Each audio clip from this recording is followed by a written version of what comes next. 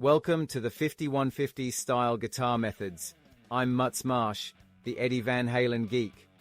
In this channel, I explain how I understand and apply the Eddie Van Halen technique. My guitar brain is 95% Eddie Van Halen. That's why I call my guitar style the 5150 style, after Eddie. I have an overwhelming number of research notes on Eddie Van Halen on the shelves in my room. It's safe to say that these notes represent my deep love for Eddie Van Halen. My role here is to turn all of that into videos and share them with the world.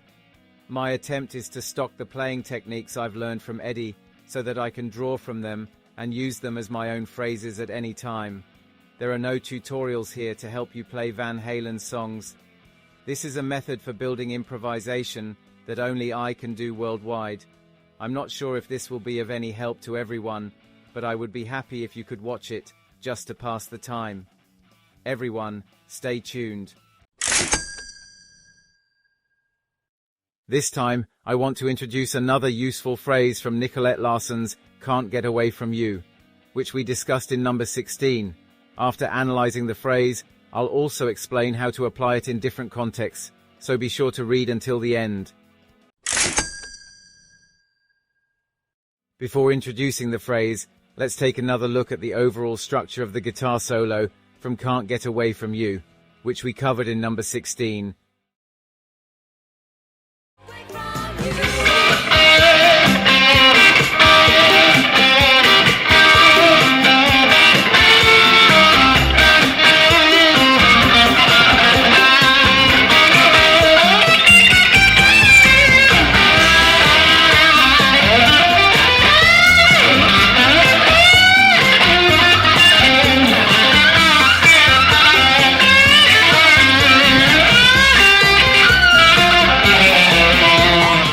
No matter how many times I hear it, it's just so cool. Now, let's get into the main topic. This song is fundamentally based on a C major blues approach. In other words, most of the phrases are constructed using C major pentatonic and C minor pentatonic, centered around the tonic note at the 8th fret of the E string. However, there is one particular moment where a different approach is taken, and that's what I want to highlight today. Pay attention to the second measure of the solo, where the chord is G.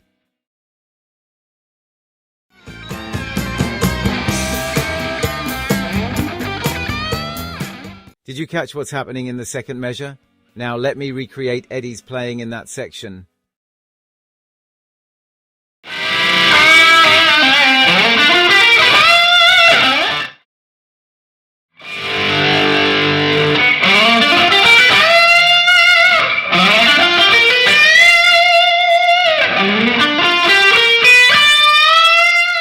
Let's call this phrase 1.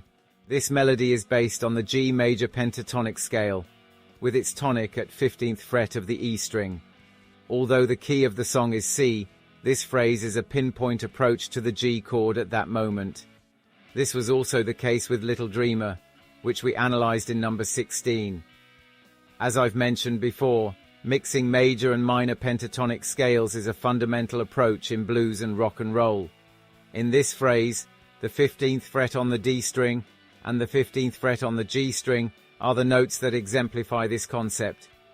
If you visualize the major and minor pentatonic scales placed back to back in a diagram, it becomes clearer. Essentially, the 14th fret is being replaced with the 15th fret in certain spots. This minor adjustment doesn't change the difficulty of the phrase, but it controls the intensity of the blues feeling.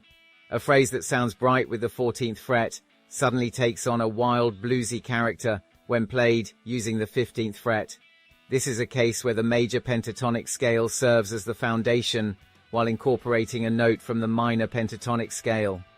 You could play the phrase using the 14th fret, or even mix both 14th and 15th frets to fine-tune the blues intensity. The choice depends on mood and musical preference.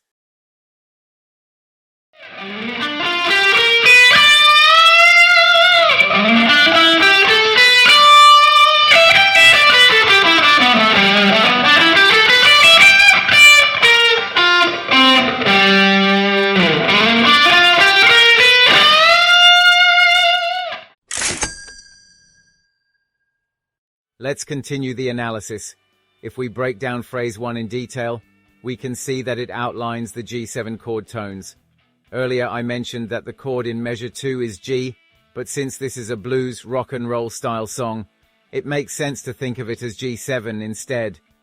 The notes that make up a G7 chord are G, B, D, and F, which correspond to 1st, 3rd, 5th, and 7th degrees.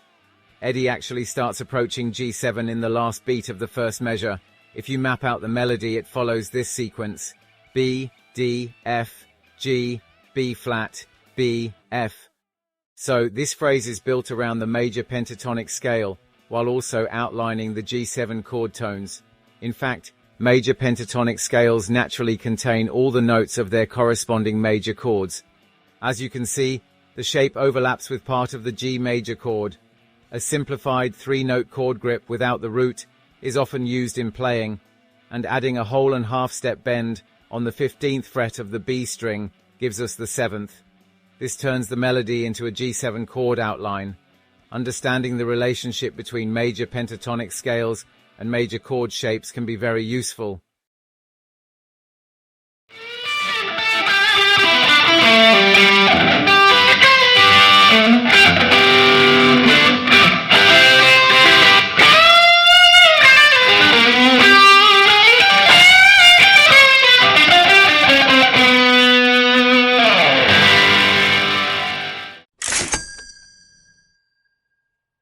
Phrase 1 is a chord tone-based phrase, just like the A7 phrase from You Really Got Me, which we discussed in number 16.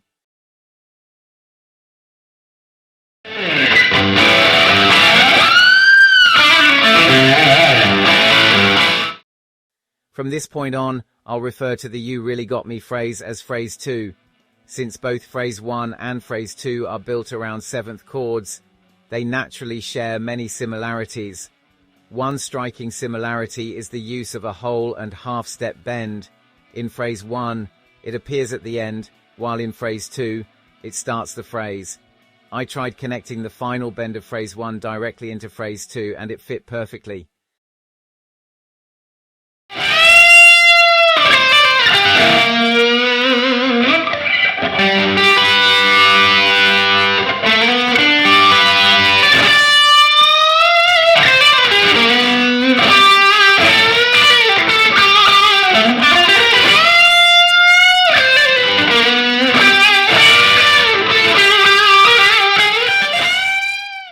This is an example of playing phrase 2 in the position of phrase 1.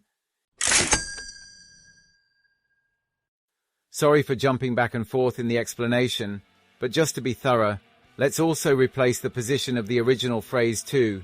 We will replace the melody that follows a 6th string root A7 chord with a melody that follows a 5th string root A7 chord.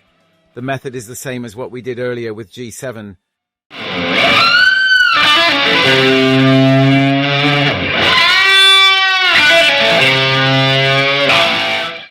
This transition shifts the motif from a 6th string root A7 to a 5th string root A7. Pay attention to the slide down to the 3rd, and the subsequent string transition, using middle and ring fingers, maintains 100% compatibility with the original fingering.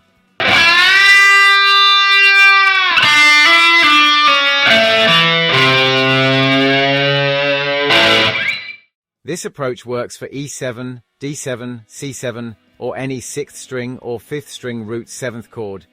That said, phrase 1 doesn't need to be transposed, as it's already in the most efficient position.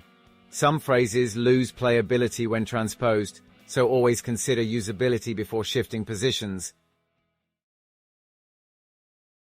In this lesson we explored using major pentatonic and blue notes to control blues intensity, visualizing major pentatonic scales through chord shapes, transposing a 6th string root A7 phrase to a 5th string root A7 phrase. These techniques can be applied across different keys and positions, helping you expand your guitar vocabulary. There are some parts that slightly deviate from the topic of controlling the intensity of the blues feeling, so I hope you can forgive me for that. Yes, that's all for this issue. How did it go?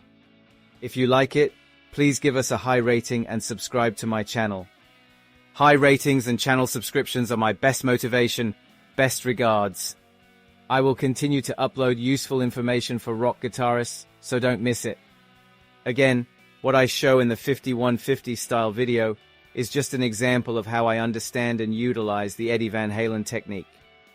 There are 10 different interpretations of the technique for every 10 people, so it's up to you how you use what you learn. It may sound contradictory to say this when I am in the position of posting videos on YouTube, but to be clear, the most important part of music and guitar cannot be learned from YouTube videos. It is important to be willing to use your ears to learn and to be generous with your time. It is very important to feel the nuance and feeling with your ears. Even if it is wrong, it is very important to spend time thinking, how is it played? And try this and that, and it is very important to spend that time. There are no shortcuts.